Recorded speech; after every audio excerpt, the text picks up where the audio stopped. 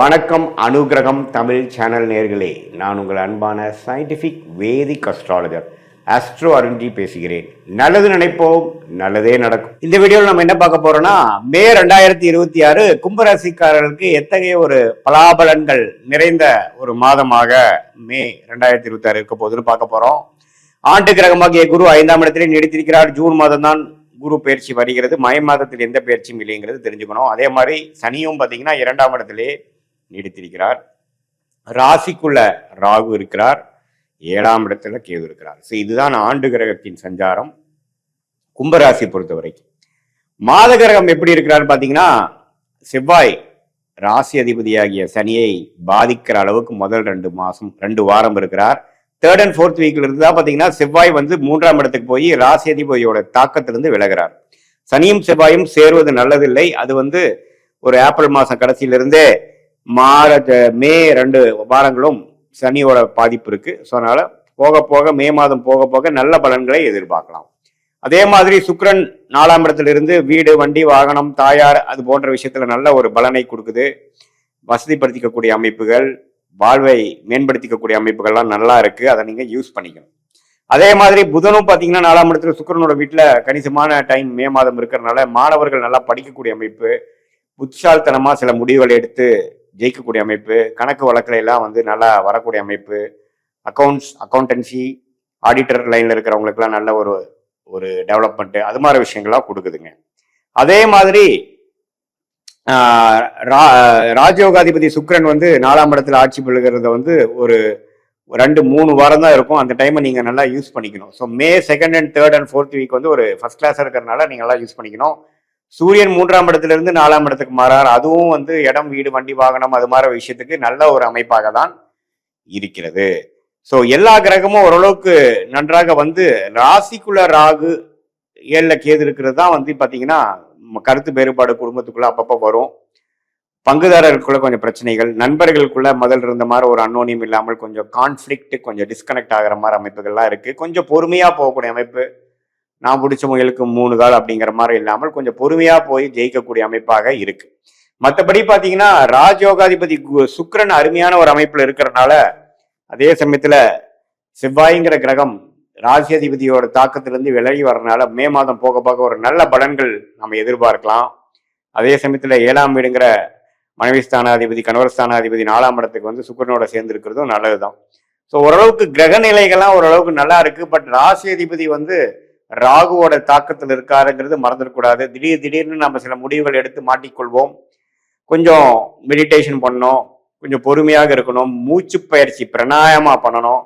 அது மாதிரி அமைப்புலாம் நீங்க ரெகுலரா பண்ணிட்டு இருக்கும் பொழுது எந்த விதத்திலும் பார்த்தீங்கன்னா உங்களுக்கு தாக்கங்கள் திடீர்னு தேவையில்லாத ஒரு முடிவுகளை எடுத்து மாட்டிக்கொள்ளாமல் பொறுமையாக எந்த ஒரு விஷயமும் தீர ஆராய்ந்து நல்ல ஒரு அமைப்புகளாக வரக்கூடிய அமைப்புகள் இருக்கு. ஸோ ராசி அதிபதி ராகுவோட இருக்கிறதுனால திடீர் கோவப்படுவது, திடீர்னு ஒரு முடிவு எடுக்கிறதுல இருந்து நீங்க விலகி நான் சொன்ன அந்த மெடிடேஷன் பிராணாயாமம்லாம் கொஞ்சம் பண்ணீங்கன்னா மனசு சாந்தமாக, திடீர் அந்த ஓவரா எக்ஸைட் ஆகிறது, ஓவரா கோவப்படுறது அல்லது ஓவரா பயப்படுறதுங்கிற மாதிரி விஷயம் இல்லாமல் பொறுமையும் உங்களுக்கு நல்ல ஒரு அமைப்பாக கொடுக்கும் அப்படிங்கிறத நான் சொல்ல விரும்புகிறேன்.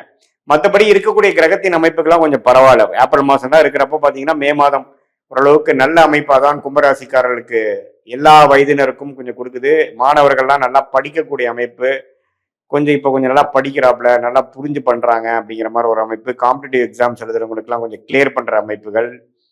அதே சமயத்தில் சூரியன் உச்சமாக இருக்கிற நேரத்தில் பார்த்தீங்கன்னா கவர்மெண்ட் ரிலேட்டடான வேலையில் இருக்கிறவங்களுக்கு ப்ரொமோஷன் கிடைக்கக்கூடிய அமைப்புகள். இது எல்லாமே கும்பராசிக்காரர்களாகிய உங்களுக்கு வாய்ப்புகள் இருக்கு. உங்களோட ப்ரொவைடட் உங்க தசாபுக்திகள் அதை காட்டக்கூடிய அமைப்புகளை போய்கொண்டிருந்ததுன்னா, அதை உறுதிப்படுத்தக்கூடிய அமைப்புல போயிட்டு இருந்ததுன்னா இந்த கோச்சாரம் நல்ல சப்போர்ட்டாக இருக்குங்கிறத நீங்க தெரிந்து கொள்ள வேண்டும்.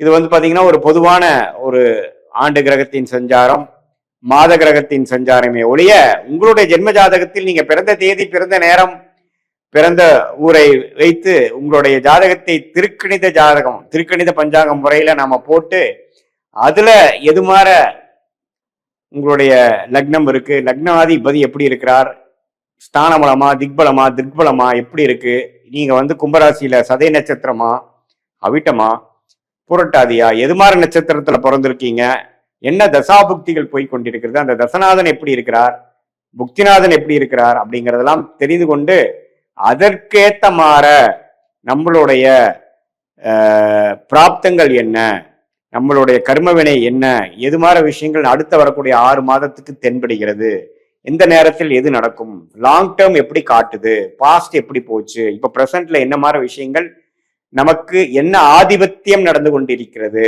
அப்படிங்கறதெல்லாம் தெரிந்து கொண்டு அதுக்கு தகுந்த மாதிரி சயின்டிபிக் வேதிக் அஸ்ட்ராலஜி முறையில கணித்த அந்த பலன்களுக்கு அலைன் பண்ற மாதிரி சில அமைப்புகளை, வாழ்க்கை திட்டங்களை, வாழ்க்கை செயல்பாடுகளை நீங்கள் அமைத்து கொண்டேனால் தேவையற்ற பணவிரைவு, தேவையற்ற சமய விரைகள்லாம் அமைப்பு பண்ணி எந்த விஷயங்கள் எந்த நேரத்தில் செய்வது நல்லது, வேலை மாறுவது எப்போது, வேலை மாற்றம் தேவையா, எப்போ ப்ரொமோஷன் கிடைக்கும், தொழில் எப்போ ஆரம்பிக்கலாம், தொழில் அபிவிருத்தி எப்போ பண்ணலாம், இன்வெஸ்ட்மெண்ட் எப்போ பண்ணலாம், வீடு எப்போ கட்டலாம், கல்யாணம் எப்போ நடக்கக்கூடிய அமைப்பு என் பொண்ணுக்கு இருக்கு, எப்போ குழந்தை பேரு எதிர்பார்க்கலாம், இந்த புத்திரகாரகன் என்று சொல்லப்படுகிற விஷயங்கள்லாம் நம்ம ஜாதகத்துல எப்போ வருது, எப்போ கலத்திரகாரகன் என்று சொல்லப்படுகிற இல்லற வாழ்க்கையை கொடுக்கக்கூடிய அமைப்புகள் வருகிறது, எப்போ பண நல்லாவே கடனை அடைத்து பணம் கடலை அடைக்கக்கூடிய அமைப்புகள் எப்போ தெரியுதுங்கிறதெல்லாம் எப்படி ஒரு கூகுள் மேப் ஒருத்தருக்கு போகிற ரூட்டை காமிச்சு அதுக்கு தகுந்த மாதிரி நம்மளுடைய ட்ரிப்பை பிளான் பண்ணி வாழ்க்கையில அந்த ட்ரிப்பை சக்சஸ்ஃபுல்லா அவர் முடிக்க வைக்குதோ அதே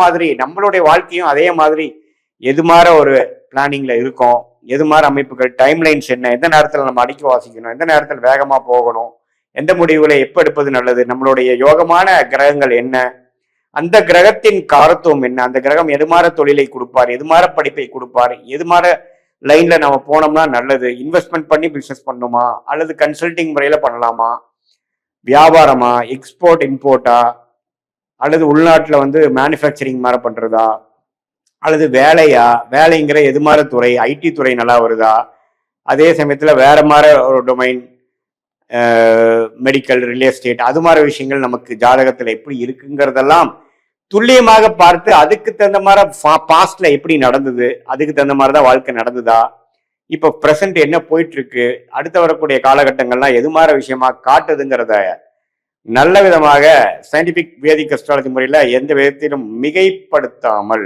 உள்ளது உள்ளவாறு தெரிந்து கொண்டு அதுக்கு தகுந்த மாதிரி நம்ம வாழ்க்கை திட்டங்களையும் நம்ம செயல்பாடுகளையும் நம்மளுடைய முயற்சிகளையும் நம்மளுடைய காலங்களையும் அந்தந்த காலத்துல அது செய்யணும்பாங்க.